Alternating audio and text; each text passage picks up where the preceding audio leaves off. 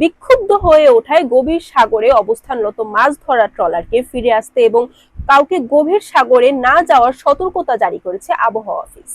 বৃহস্পতিবার এই সতর্কতা দিয়েছে সংস্থাটি। আবহাওয়াবিদ হাফিজুর রহমান জানিয়েছেন, দক্ষিণ পশ্চিম বঙ্গোপসাগর ও তৎসংলগ্ন পশ্চিম মধ্য বঙ্গোপসাগর এলাকায় অবস্থানরত লঘুচাপটি সামান্য উত্তর পূর্ব দিকে অগ্রসর এবং ঘনীভূত হয়ে সুস্পষ্ট লঘুচাপ আকারে পশ্চিম মধ্য সাগর ও তৎসংলগ্ন দক্ষিণ পশ্চিম মধ্য সাগরে এলাকায় অবস্থান করছে। এটি আরো ঘনীভূত হতে পারে। এই অবস্থায় উত্তর বঙ্গোপসাগর এবং গভীর সাগরে অবস্থানরত মাছ ধরার নৌকা ও ট্রলারগুলোতে পরবর্তী নির্দেশনা দেওয়া পর্যন্ত উপকূলের কাছাকাছি এসে সাবধানে চলাচল করতে বলা হয়েছে। সেই সঙ্গে জেলেদের গভীর সাগরে বিচরণ করতে না বলা হয়েছে।